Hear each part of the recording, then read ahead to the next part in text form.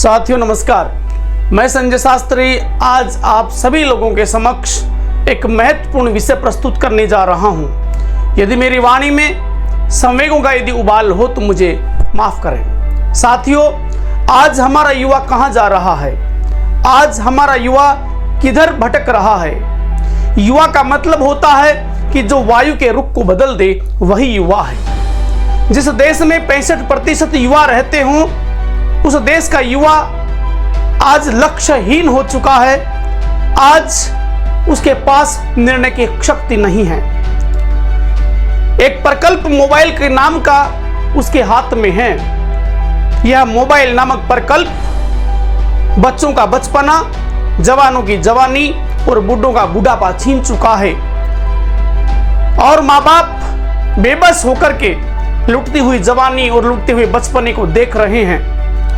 साथियों, आज का युवा बिना मेहनत के पैसा कमाना चाहता है। वह करोड़पति बनना चाहता है और इसके लिए वह शॉर्टकट रास्ता अपनाता है। यह शॉर्टकट रास्ता उसके जहन में, उसके खून में इस हद तक पहुंच चुका है। यह शॉर्टकट मार्ग दीमक की भांति आज हमारे समाज को, हमारे देश को और युवाओं को खा रहा है, निगल रहा है। इसी शॉर्टकट के रास्ते में सबसे बड़ा यदि कोई अवरोधक है, सबसे बड़ा जो बाधक है, जो सबसे बड़ा प्रकल्प सामने उसके है, वो है ऑनलाइन गेम।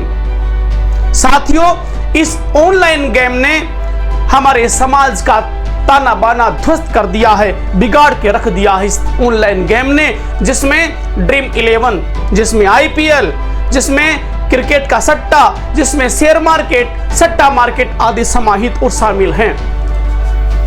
साथियों, 2016 में भारत में 3500 करोड़ रुपए से यह बिजनेस शुरू हुआ, यह मार्केट शुरू हुआ था। आज 2025 में यह मार्केट 70,000 करोड़ तक पहुंच चुका है। यह रिपोर्ट बताती है कि भारत के युवा धीरे धीरे इस लत के आगोश में आते जा रहे हैं। आज दुनिया में सबसे ज्यादा यदि ऑनलाइन गेमर कहीं पर हैं, वो भारत में हैं, और भारत में सर्वाधिक कहीं पर हैं, वो उत्तर प्रदेश में हैं। उत्तर प्रदेश 1 नंबर पर, 2 नंबर पर महाराष्ट्र, 3 नंबर पर हमारा राजस्थान और 4 नंबर पर बिहार है। साथियों, 2016 में जब ये शुरू हुआ था, उस वक्त भारत में 27 करोड़ युवा ऑनलाइन गेम खेलते थे। लेकिन जैसे ही कोविड काल आया, उस काल में सर्वाधिक डाउनलोड करने वाले यही ऐप होते थे। आज 2025 के जब अंतिम मुहाने पर हम पहुंचेंगे, उस वक्त 70 करोड़ देश के युवा इस लत के आगोश में समा हो चुके होंगे।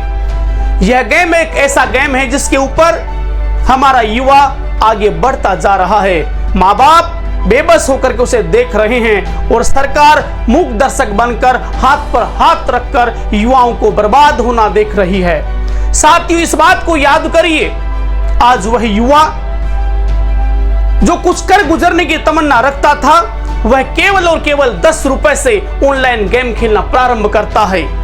10 से 10 लाख और 10 लाख से 10 करोड़ तक पहुंचता है। जब मांगने वाले उसके घर पर आते हैं, जब कर्जा पानी की तरह ऊपर चढ़ जाता है, तो वह युवा घबराता है। घबरा करके वह क्या करने की सोचता है? वो उसके मन में केवल एक विकल्प आता है कि आत्महत्या ही इसका समाधान है, केवल मौत ही इसका कारण है। मेरा ये वीडियो आत्महत्या करने वाले उन्हीं युवाओं के लिए है। मान्यवर, ये कैसा हल है जिसमें डूबता लुटता अपनों का कल है। सोचिए, एक 10 बाई 10 के कमरे में एक पंखे पर बंधी हुई रस्सी से लटका हुआ युवा, जिसका बेढाल निर्जीव शरीर, जिसकी फटी हुई आंखें उसकी मां का फटा हुआ कलेजा बनकर ताउम्र जिंदा रहेगा। उसके गर्दन की टूटी हुई नसें उसके पिता के दिल के तारों को तोड़ती रहेगी। उसके गालों पर सूखे हुए आंसू, उसकी बहन के आंखों में वो आंसू जिंदगी भर जिंदा रहेंगे और उसके प्राणहीन शरीर उसके भाई को जिंदगी भर तोड़ता रहेगा। साथियों, ये क्षणिक आवेश में लिया गया वो फैसला है जो सत्य नहीं हो सकता। जो ये फैसला लिया है उस फैसले लेने का उसे कोई हक नहीं था, इसके बाद भी वो फैसले ले रहा है। साथियों, सबसे बड़ी बात यहां पर आती है कि जो युवा आत्महत्या की सोचता है वह स्वयं तो मर जाता है, लेकिन उसके पीछे रहने वाले, उसके माँ बाप, उसके परिजन, उसके पत्नी, उसके बेटा, उसका भाई जिंदगी भर तार तार और तिल तिल मरते हैं। क्या हो रहा है ये सब? सरकारें आज मूकदर्शक क्यों नहीं बनी है? ये क्यों नहीं इसको बैन कर रही है? लेकिन बैन नहीं करती हैं क्योंकि ये स्वयं भी चाहती हैं कि हमारी कमाई हो कैसे भी हो। तभी तो यह 3500 करोड़ की कमाई वाला ये कार्य आज 70,000 करोड़ तक पहुंच चुका है। साथियों, जब भी आप ऐसी स्थिति आती है कि हम आत्महत्या करने के लिए विवश होते हैं, उस वक्त आपके मन में एक विचार आता होगा।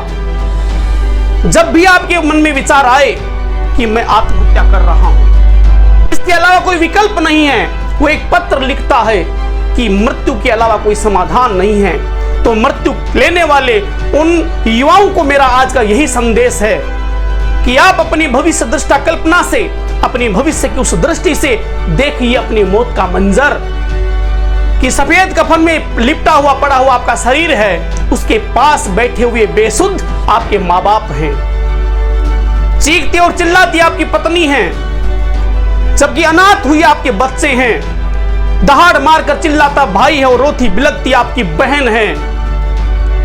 ये सब देखने के बाद उसके होठों का तबसुम बनाइए और जीने की राह बनाइए। एक बहाना गढ़िए दूसरों के उपकार देने का, दूसरों के भले करने का। मौत किसी भी समस्या का समाधान नहीं है। साथियों, आज इस बात की वीडियो बनाने की मुझे आवश्यकता इसलिए पड़ी क्योंकि आज प्रत्येक तीसरा व्यक्ति, जब हम देखते हैं, समाचार सुनते हैं कि आत्महत्या कर चुका होता है। आत्महत्या किसी भी समस्या का समाधान नहीं है। मैं आपको बता देना चाहता हूं, इस देश में कॉर्पोरेट जगत का एक बहुत बड़ा नाम, जिसका नाम था धीरूभाई अंबानी। धीरूभाई अंबानी का बेटा अनिल अंबानी, जो भारत के करोड़पतियों की पैसे वाले लोगों की श्रेणी में 10वें क्रम में आया करता था, आज वो रोड पे है, कंगाल हो चुका है, लेकिन उसने कभी भी मौत के लिए नहीं सोचा। याद करिए, अमिताभ बच्चन को जंजीर फिल्म बनाने से पहले कर्जा इतना बढ़ चुका था, लेकिन उन्होंने भी मौत को गले नहीं लगाया। संगीतकार महानायक जिसका नाम है संतोष आनंद, वह भी जिंदगी से लड़ा झगड़ा आगे बढ़ा, लेकिन मौत को गले नहीं लगाया। साथियों, मौत को गले लगाना आसान होता तो मैं गारंटी देता हूं महाराणा प्रताप, शिवाजी और संभाजी, झांसी की रानी लक्ष्मीबाई ये काम पहले कर चुके होते। अरे तुम महाराणा प्रताप के वंशज हो, तुम झांसी की रानी लक्ष्मीबाई के वंशज हो, आत्महत्या करना तुम्हें शोभा नहीं देती है। आत्महत्या किसी भी कंडीशन में काम नहीं करती है। ये कोई जिसको आप कहते हो मनमानी मौत नहीं है, ये अनचाही मौत है। मरने के बाद आपके घर परिवार वालों की क्या कंडीशन होती होगी, इसको जरा सोचना। और एक बहाना गढ़ना कला को संवारने को, दूसरे का उपकार करने को, और ये भी बहाने नहीं बन सके तो याद करना, अपने माँ बाप के प्रेम के बहाने बनाना, पत्नी के प्रेम के बहाने बनाना, बच्चों की याद के बहाने बनाना। फिर भी ना यह बहाने बना सको तो याद करना स्कूल के दिनों को, जब हम शिक्षक से मार से बचने के लिए बहाने गढ़ा करते थे। उन बहानों को तैयार करो, उन बहानों के सहारे जीना सीखिए। मौत किसी भी समस्या का समाधान नहीं है। मुझे गोपाल दास नीरज की वो पंक्तियां याद आती हैं, छुप छुप कर अश्रु बहाने वालों, मोती व्यर्थ लुटाने वालों, एक सपने के मर जाने से जीवन नहीं मरा करता है। गीली उम्र बनाने वालों, बिना डूबे ही नहाने वालों, कुछ पानी के बह जाने से सावन नहीं मरा करते हैं। कुछ खिलौने के गुम हो जाने से बचपन नहीं मरा करता है। कुछ मुखड़ों के रूठ जाने से दर्पण नहीं मरा करता है। कुछ चेहरों के चले जाने से आंगन नहीं मरा करता है। धन्यवाद। जय हिंद, जय भारत।